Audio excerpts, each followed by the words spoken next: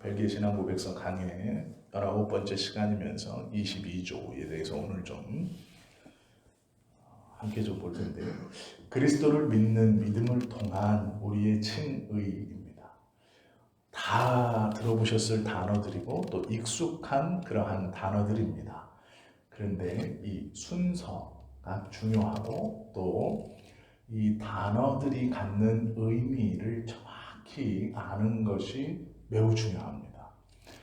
믿음도 아는 단어이고 칭의도 아는 단어들입니다. 그리고 이 로마서 9장 중반절과 하반절에 있는 이 그릇에 대한 비유도 우리가 다 익히 들어 알고 있는 그러한 말씀입니다.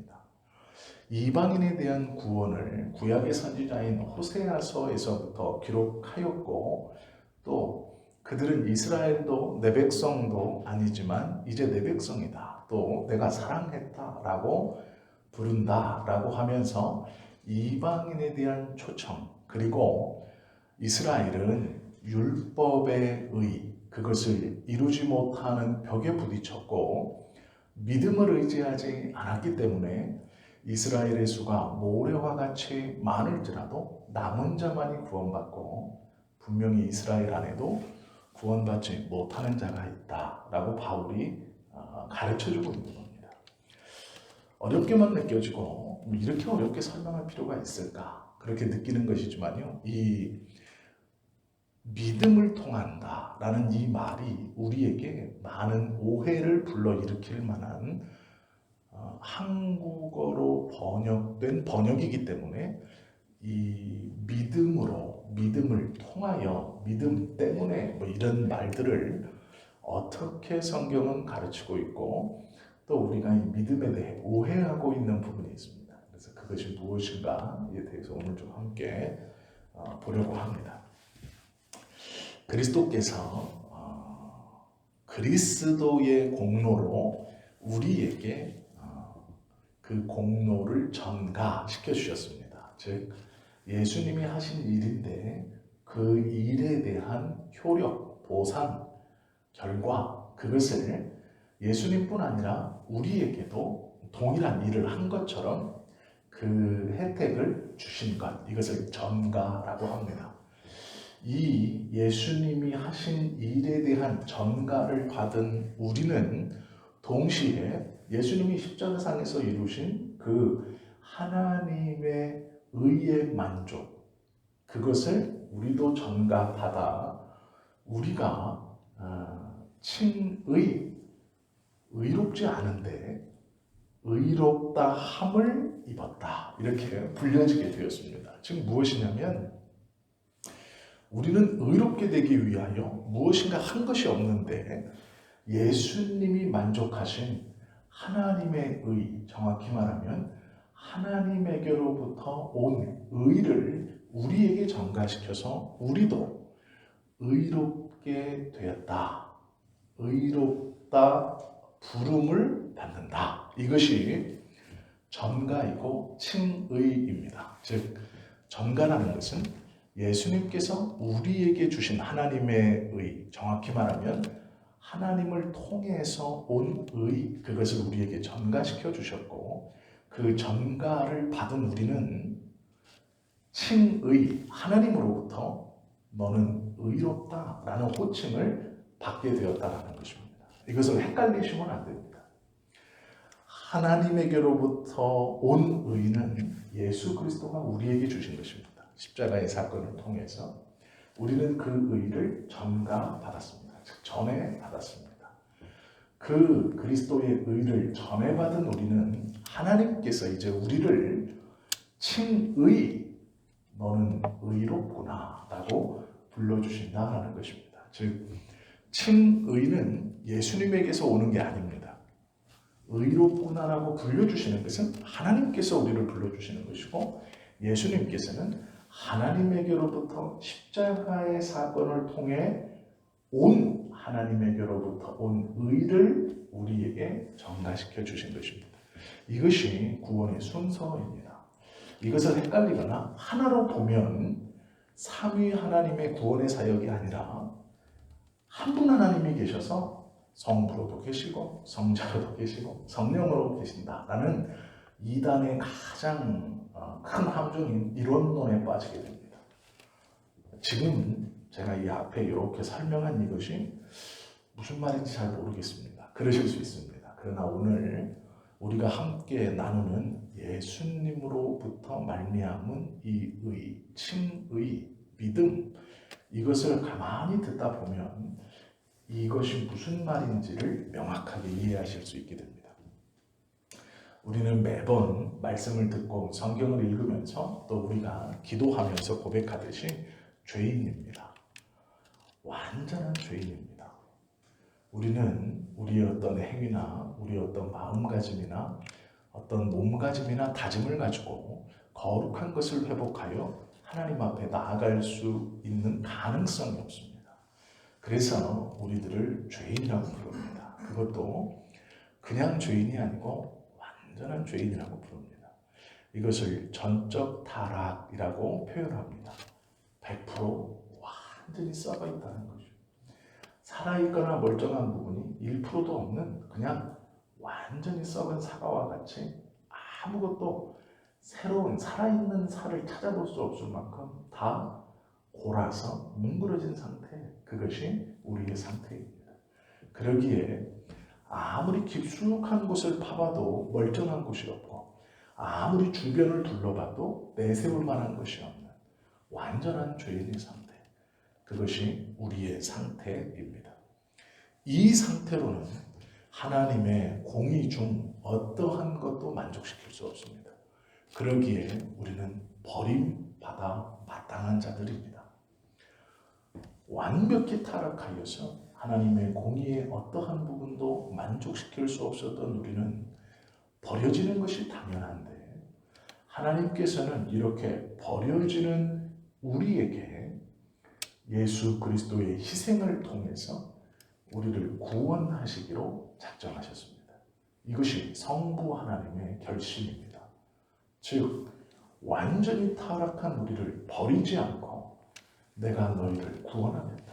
그러나 너희는 완전히 타락하여서 단 하나도 나의 공의를 만족시킬 만한 것이 없으니 성자 예수님에게 내가 버림받아 마땅한 이들의 구원 계획을 성자 예수님을 통해 이루겠다 하셨고, 성자 예수님은 그 계획에, 즉 그 하나님의 구원의 뜻에 순종하셔서 이 땅에 성육신하셔 오셨고 십자가를 지셨습니다. 그리고 그 십자가의 단번에 죽으심으로 하나님의 공의를 완전히 만족시키셨고, 그 만족시키신 그 공의, 하나님의 의에 대한 만족을 우리에게 전가시켜 주신 것입니다. 그 전가로 말미암아 우리는 하나님께 죄가 없다라고 불리게 되는 이신칭의, 이신득의를 얻게 된 것입니다. 그것이 우리의 신분입니다.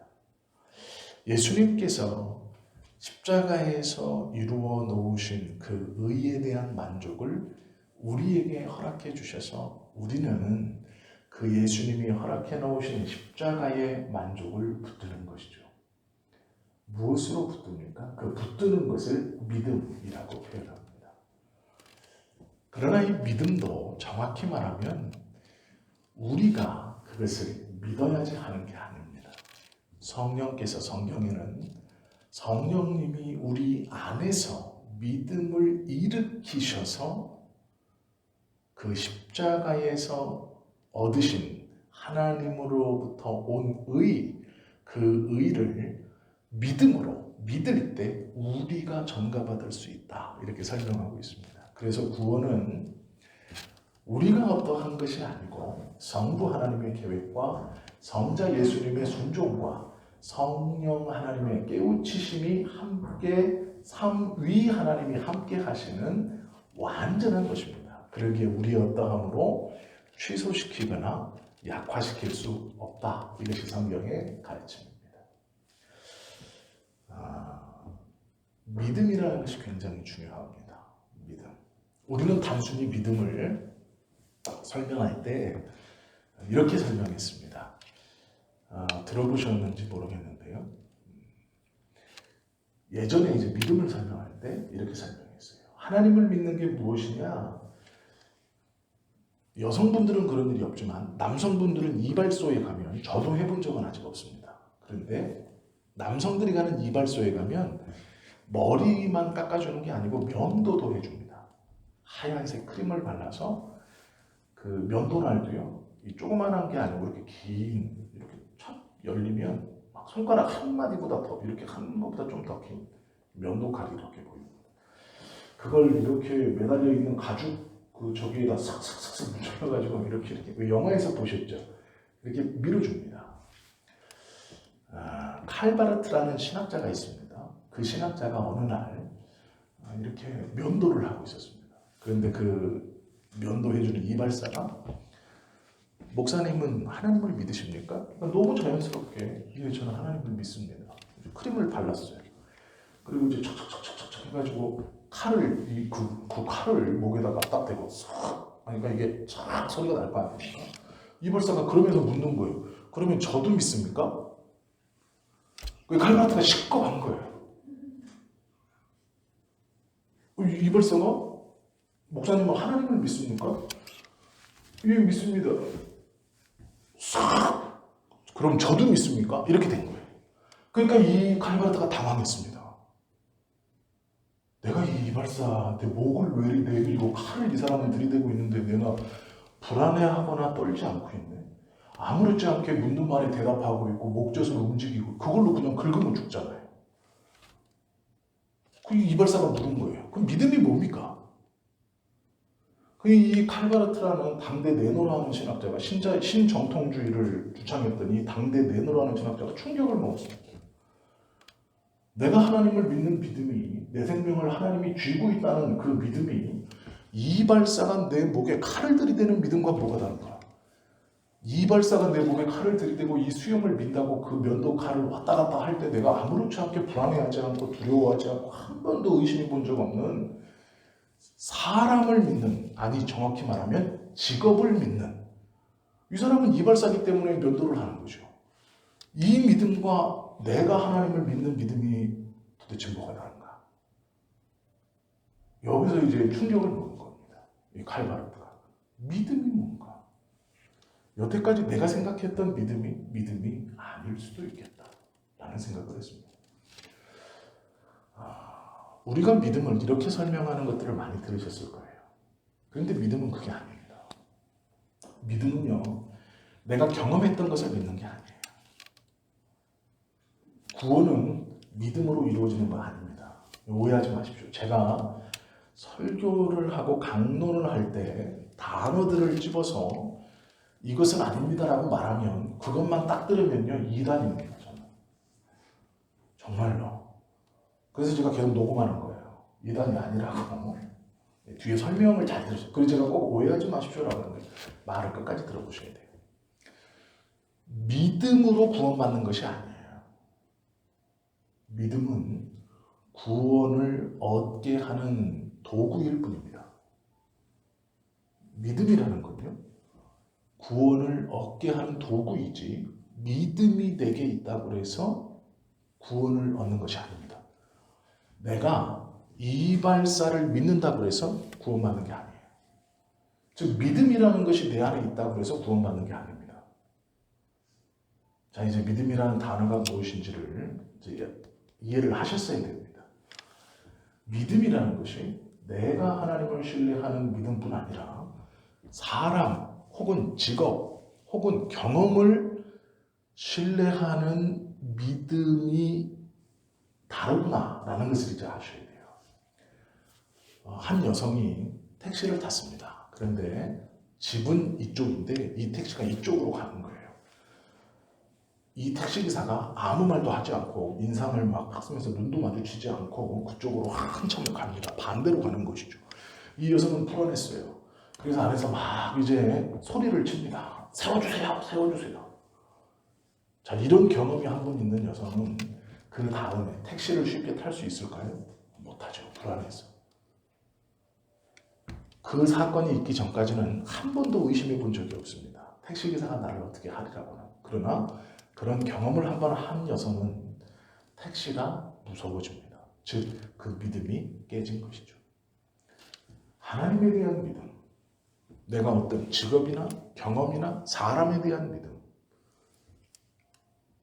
믿음이 내게 있다고 해서 구원받는 것이 아니다라는 거예요. 믿음이라고 불리는 것은 예수 그리스도의 공로가 나에게 전가되는 통로요 도구입니다. 그게 믿음이에요. 즉, 믿음이 맞느냐 아닙니다. 믿음 때문에 구원받는 것이 아니에요. 구원은 예수 그리스도 때문에 구원받는 겁니다. 즉, 믿음은 예수 그리스도의 구원을 나의 사건으로 끌어당겨 예수 그리스도의 공로를 나의 공로로 끌어당기는 수단이 믿음입니다. 이해가 되시죠? 자, 그래서 예수님 없이 믿음만 있으면 구원받지 못합니다. 능력과 기적과 이적을 행하는 목회자가 있고, 자, 그런 목회자가 있다고 봅시다.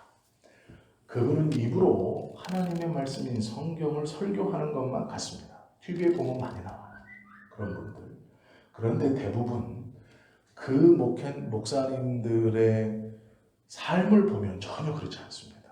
그런데 성도님들은 믿음을 가지고 있다고 생각해요. 내가.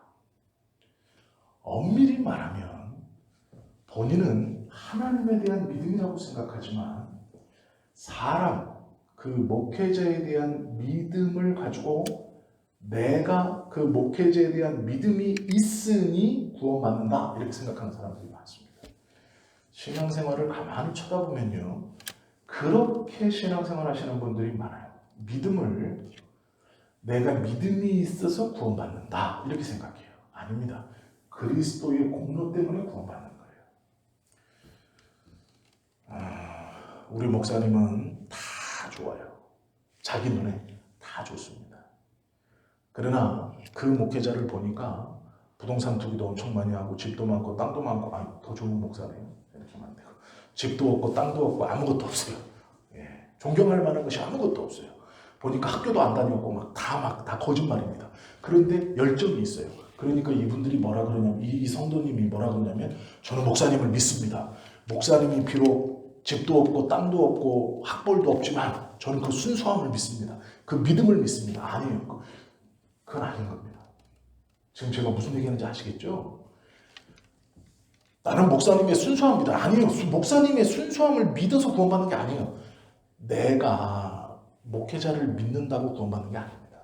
믿음은 예수 그리스도의 공로 때문에 구원받는 거예요. 믿음은 그 예수 그리스도의 공로를 나의 공로로 끌어당기는 수단이며 도구입니다. 그런데 이 믿음을요, 왜 우리가 내가 하나님을 믿는 믿음, 내가 이발사를 믿는 믿음, 택시기사를 믿는 믿음, 목회자를 믿는 믿음, 이것이 다릅니다. 다른데 뭐가 어떻게 다르냐? 이제 그것만 이해하시면 예수님께서, 성령님이 우리 안에 일으켜 주시는 믿음이 무엇인가를 이해하시는 것이 됩니다. 성경에서 우리에게 가르쳐주는, 즉 예수님의 공로를 나의 공로로 전가받게 하는 그 수단으로서 성경에서 말씀하시는 그 믿음, 우리가 소위 믿음이 이기네 라고 말할 때의 그 믿음은 세 가지를 통해서 완전해집니다. 이 세 가지가 있을 때 온전한 믿음이 되는 겁니다. 즉 성경에서 말씀하시는 예수 그리스도의 공로를 나에게 전가시키는 온전한 수단으로서의 믿음이 되는 것입니다. 온전한 통로로서의 믿음이 되는 것입니다. 이 세 가지가 뭐냐면 지식, 동의, 신뢰입니다. 지식, 동의, 신뢰. 이 세 개가 같이 있어야 믿음, 즉 구원받을 만한 믿음이 되는 겁니다. 성경이 어려우니까 덮어놓고 믿으세요. 예배 잘 나오는데, 몸 아프면 새벽 예배 나오고, 애기 대학 보낼 것 같으면 일천번째 하고, 그냥 믿으면 돼. 성경은 어려우니까 공부하지 마시고, 이거 뭐 알아도 소용없어요. 교리, 그거 한국교회 망치는 겁니다. 예배만 잘 오세요. 기도하세요. 그럼 하나님이 복 줘요. 믿음이 아닙니다. 지식이 있어야 돼요. 믿음이라는 것은. 즉, 성경적 올바른 지식이 가장 먼저입니다. 덮어놓고 믿는 것은 믿음이 아니에요. 덮어놓고 뭘 믿나요? 뭘 믿는지 모르는 게 덮어놓고 믿는 거예요. 즉, 앞에 제가 믿음이 있다고 구원받는 것이 아니다라고 했던 그 말을 설명드리는 겁니다. 바른 신학적 지식 없이 덮어놓고 믿는다는 것은 그를 구원에 이르게 하지 못합니다. 그것은 내 안에 믿음이 있는 것 같지만 그것은 믿음이 아닙니다. 온전한 믿음이 아니기에 예수님의 공로가 나에게 전가되지 못합니다. 즉, 예수님이 왜 십자가에 달리셨는가? 십자가에 달리셔서 하나님에게 만족시키신 하나님의 공의는 무엇인가? 그리고 그 공의로 죄 없다 하시는 이신칭의를 어떻게 나에게 주실 수 있는가? 내가 죄인으로 어떠한 믿음으로 예수님의 십자가의 공로를 나의 것으로 만들어 하나님께 이신득의를 얻었는가를 모르면 믿음이 아닙니다. 덮어놓고 예배드리고 일이 막히면 새벽기도 오고 애 대학 보내고 싶으면 일천번째 하고 아니에요. 그것은 믿음이 아니에요. 아주 쉬운 예가 있죠. 답답하고 일이 풀리지 않을 때 지금은 좀 올랐다 그래요. 7만 원 들고 저기 뭐 이렇게 가보면 빨간색, 파란색 깃발 단 사람들이 많이 있습니다. 거기 가서 물어보면 돼요. 그게 제일 속편합니다. 세상에 내 인생의 문제로 풀리지 않는 문제를 단돈 7만 원 탁 내면 해결해줘요. 어디로 가세요? 무엇을 하세요? 덮어놓고 믿는 겁니다. 그게 제일 좋아요. 교회 와서 덮어놓고 믿을 생각은 하지 마세요. 7만 원도 안 내고 7만 원 내고 좀 하시든지요.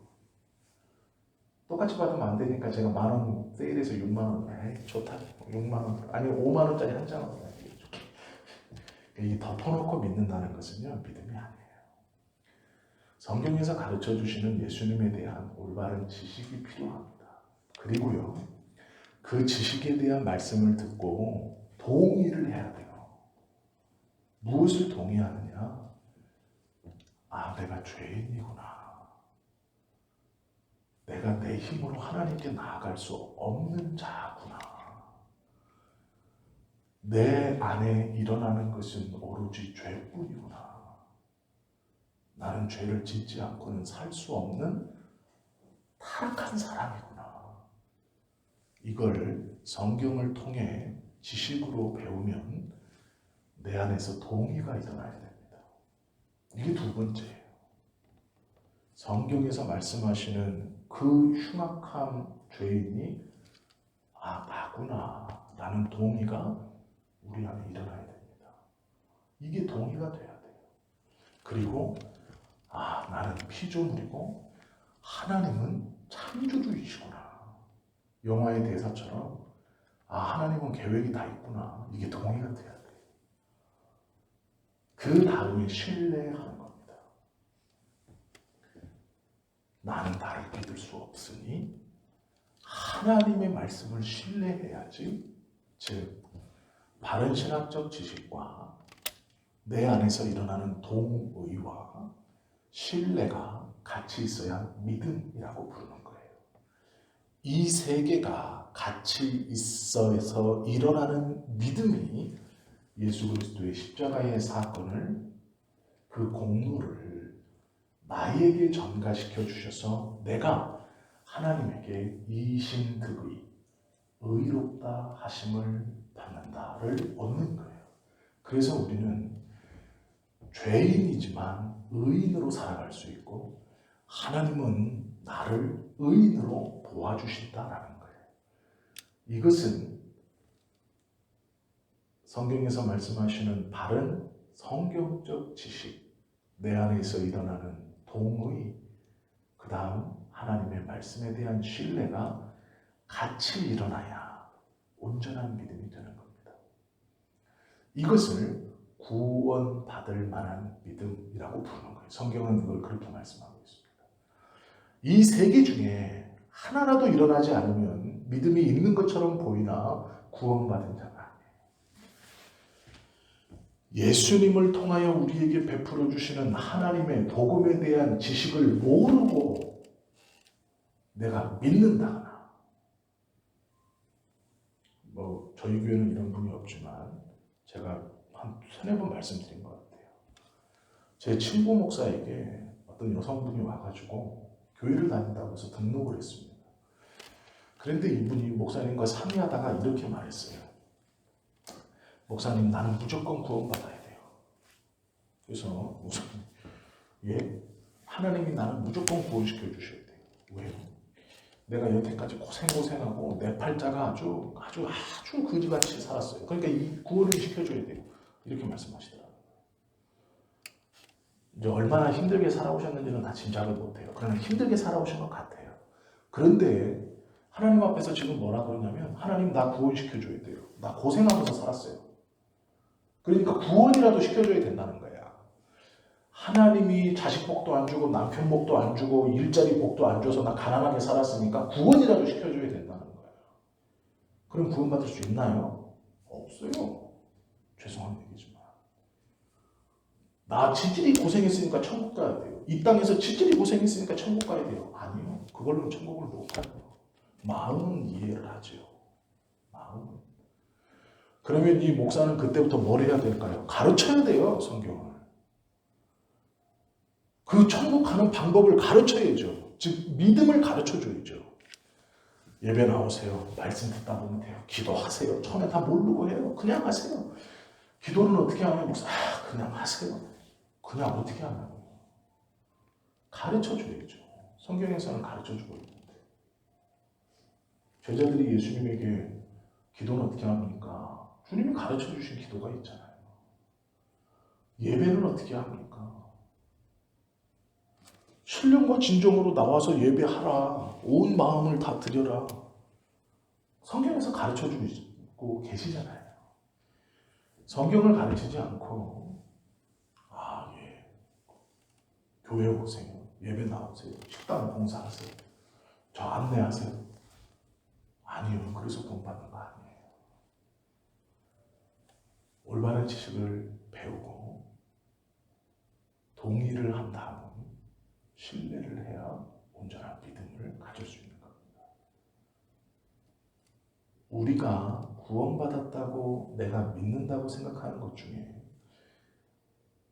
하나님에 대한, 성경에 대한 올바른 지식이 없거나 구원에 대한 올바른 지식이 없거나 동의가 일어나지 않았다면 그것은 불완전한 믿음입니다. 내가 온전한 죄인이라는 동의가 내 안에 일어나지 않았다면,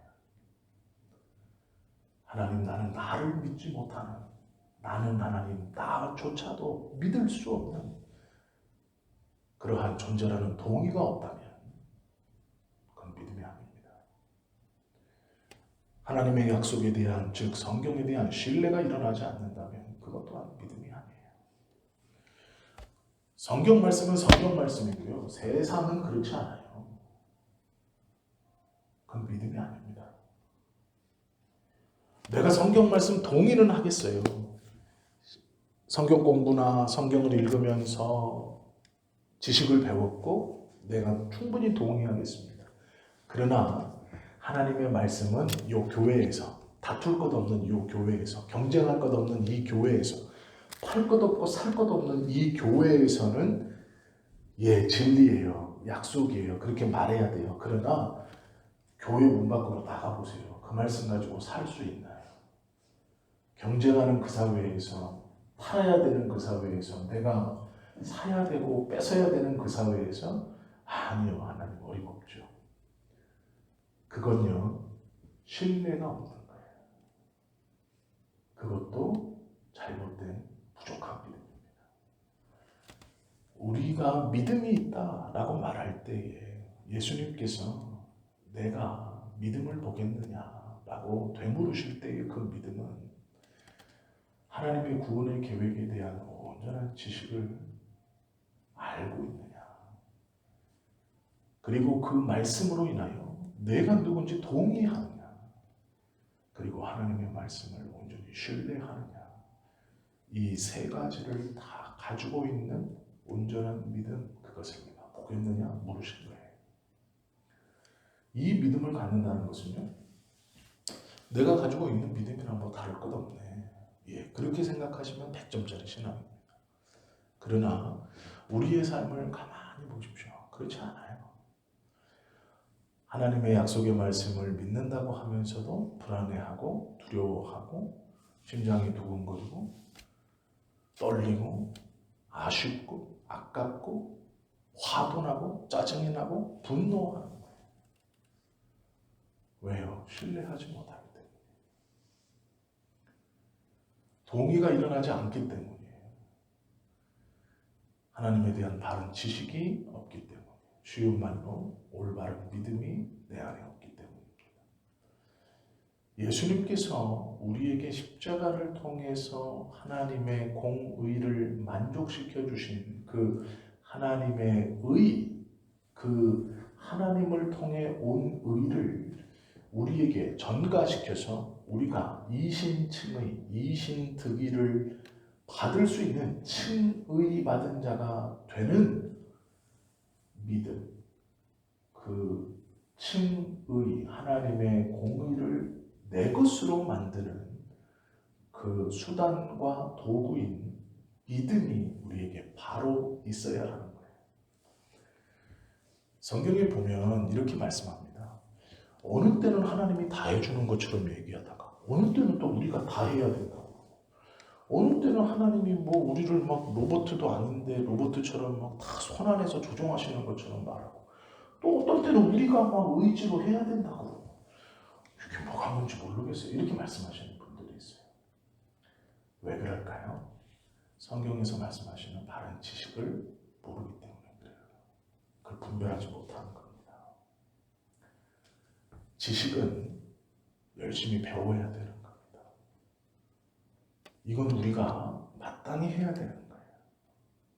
성경의 지식을 우리가 읽고 성경의 말씀을 읽고 그것을 마땅히 이해하기 위해서 기도하는 것, 이건 우리가 해야 되는 거예요.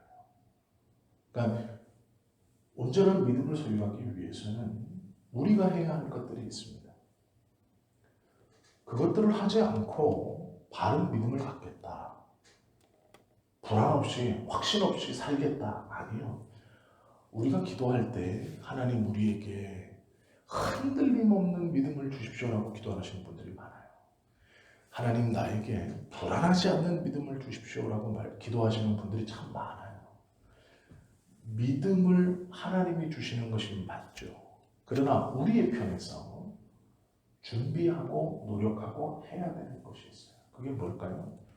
바른 신학적 지식을 알아가는 거예요. 배우지 않은 것을 깨달을 수 없습니다.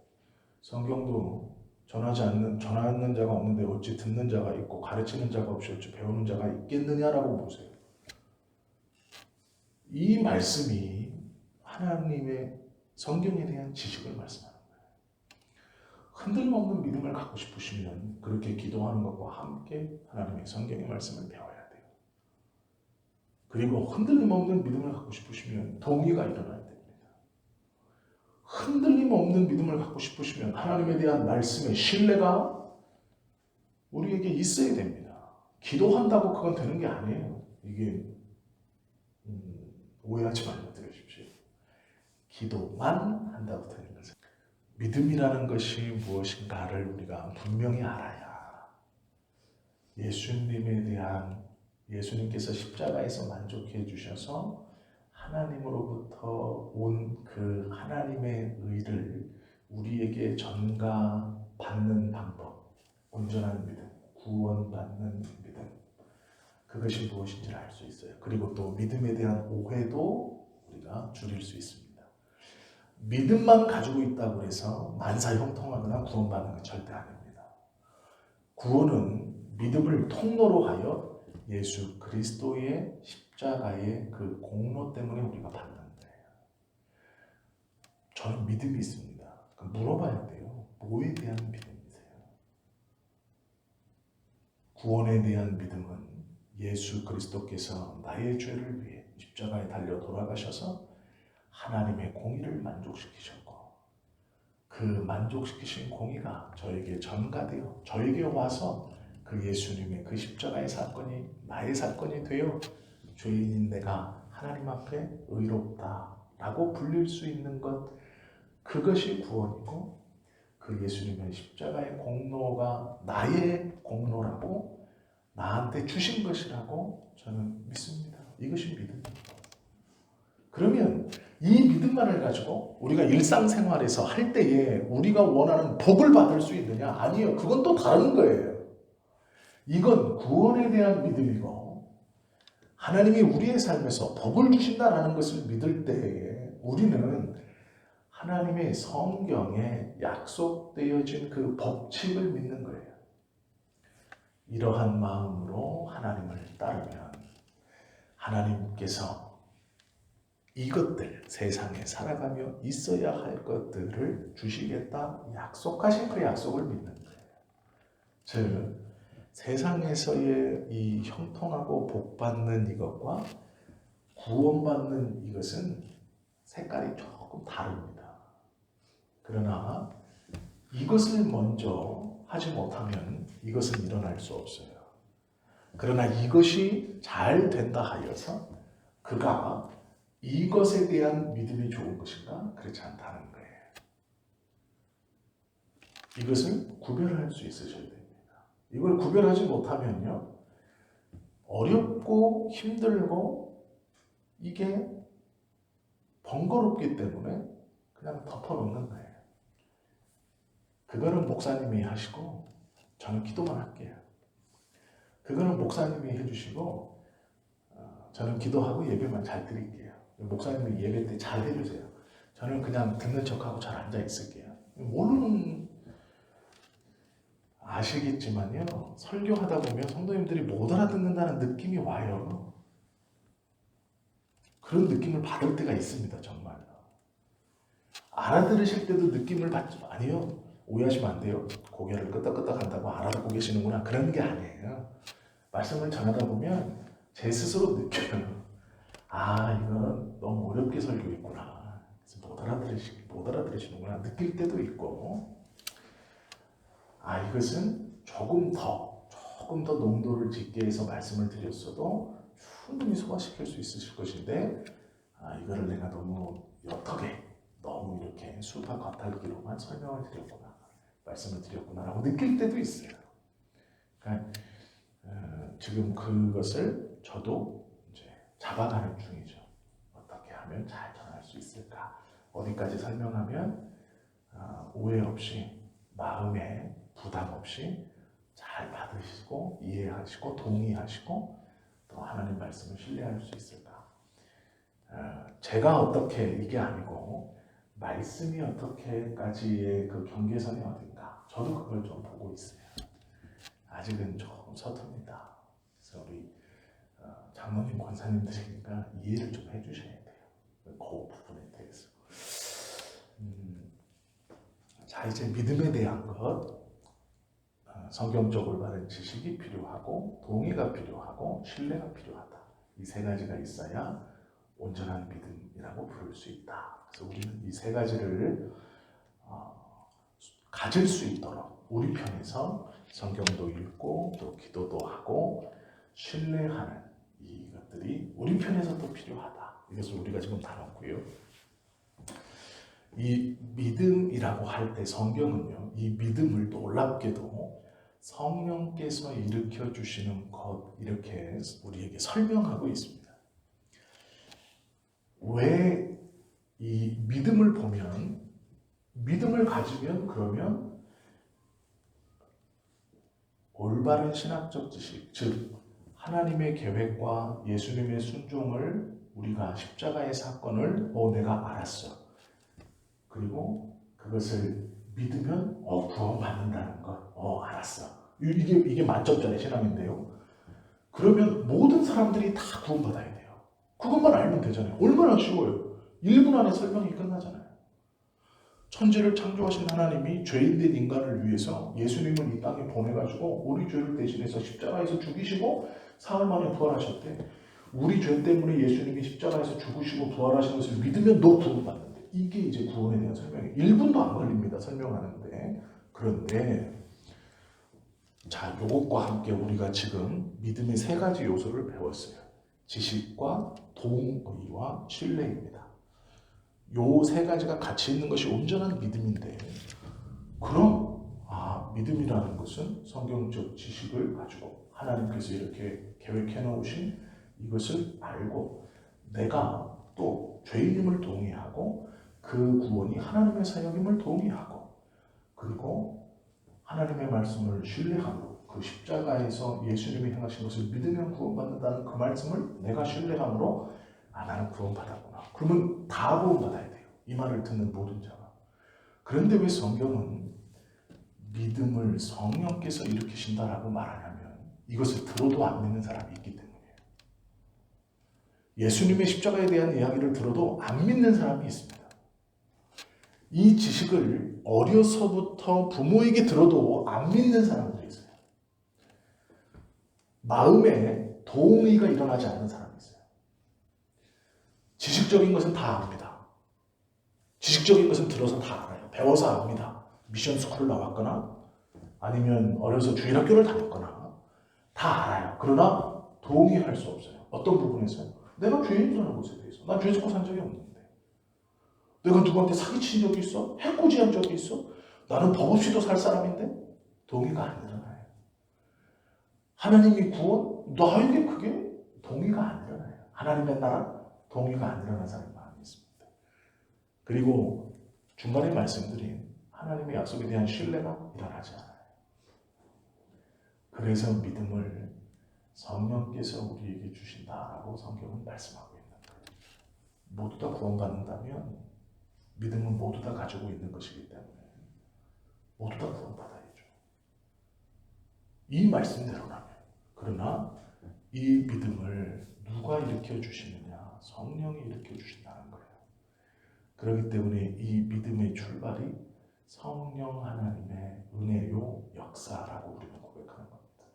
그러기에 우리가 하나님 내 믿음이 든든해질 수 있도록 도와주십시오 라고 기도하는 그 기도가 잘못된 기도가 아니라는 겁니다.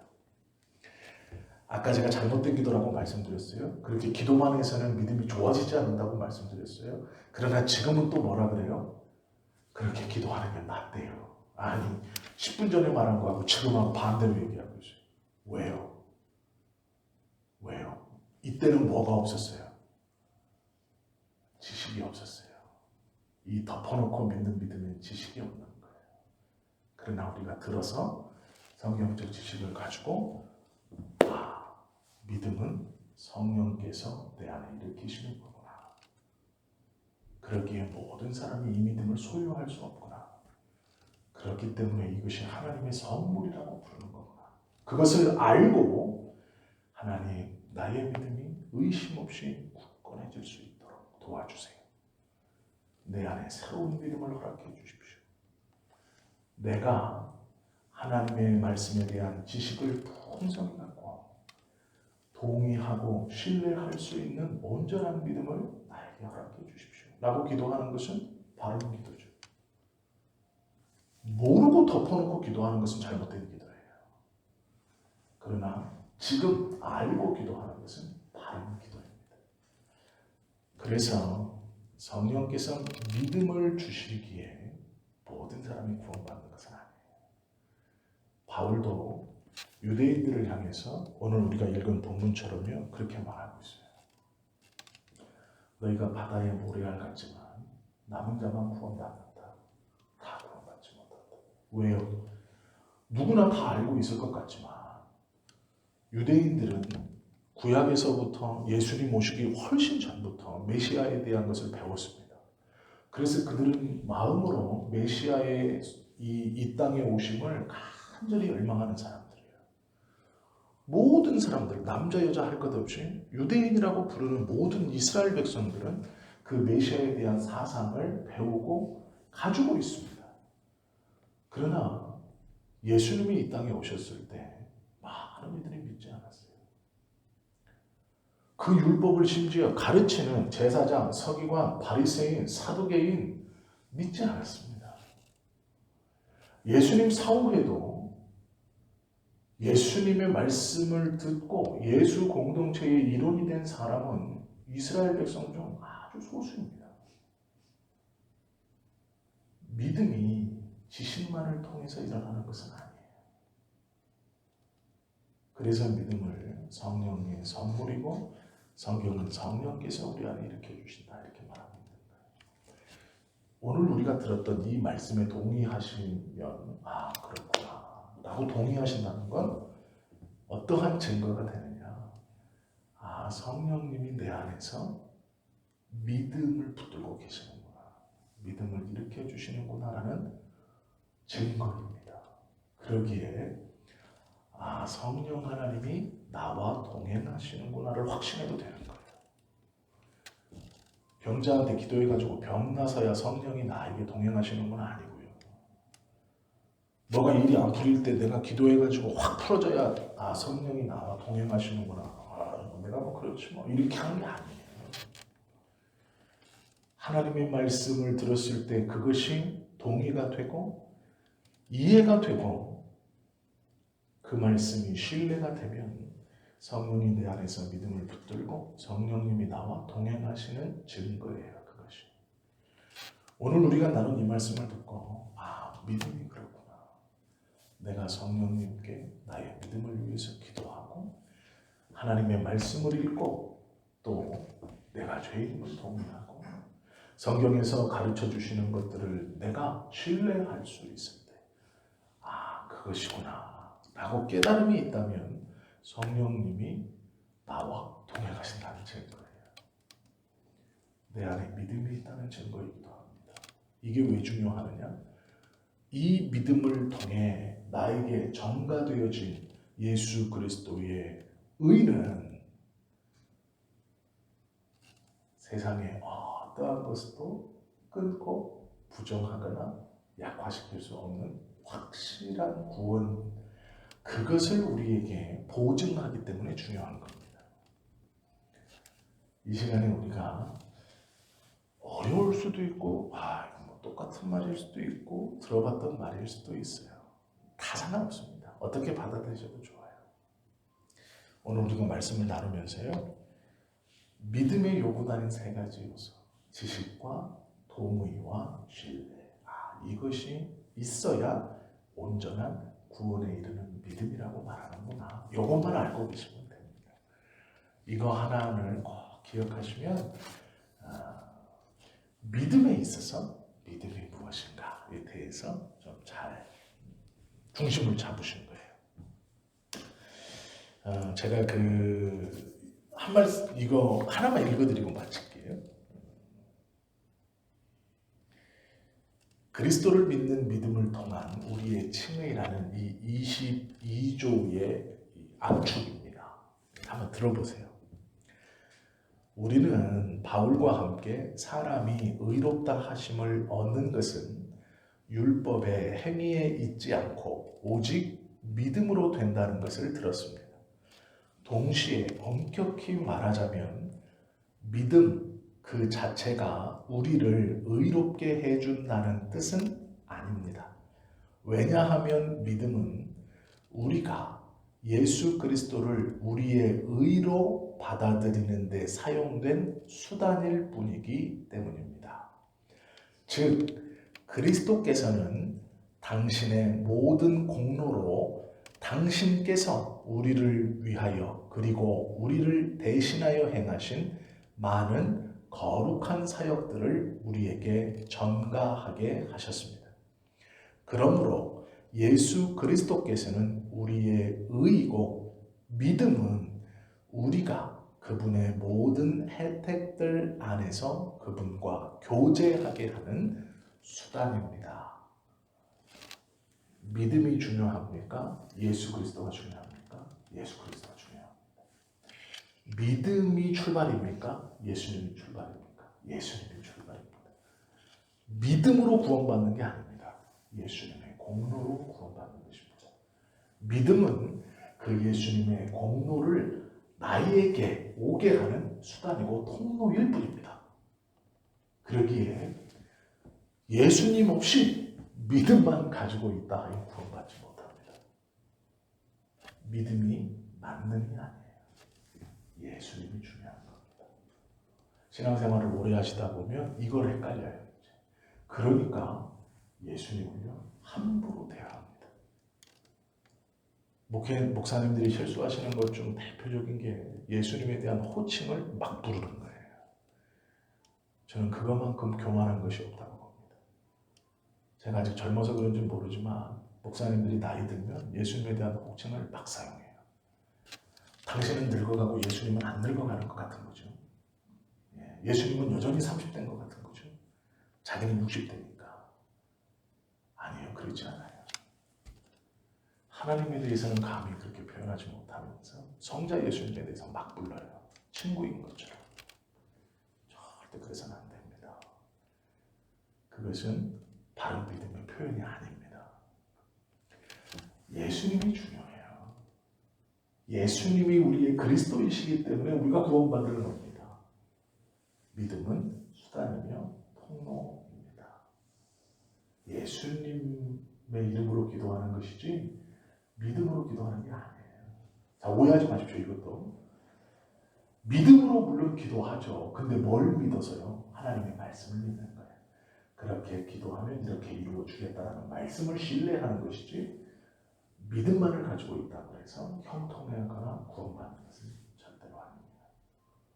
형통하는 것도 하나님의 말씀에 대한 신뢰이고 구원도 예수님의 공의에 대한 것은 우리가 믿음을 통해 내 것으로 만들기 때문에 얻는 거예요. 그래서 믿음이 예수님보다 앞설 수 없다라는 것입니다. 믿음이 무엇인가 분명히 좀 이해하시면 좋을 것 같습니다. 그리고 다시 말씀드리지만 지식과 동의와 신뢰 이 세 가지가 같이 있어야 믿음이라고 말할 수 있다. 이걸 꼭 기억하시는 오늘 이 시간이 되면 좋겠습니다. 벨기에 신앙고백서 22조는 이 믿음에 관한 이야기입니다. 그래서 오늘 우리가 이것을 들으시고 성령연대 안에 바른 믿음, 지식과 동의와 신뢰가 일어나는 바른 믿음을 갖게 해주십시오. 그렇게 기도하시고 또 그 믿음으로 살아가시는 우리 모두가 되시기를 예수님의 이름으로 축원합니다. 기도하겠습니다.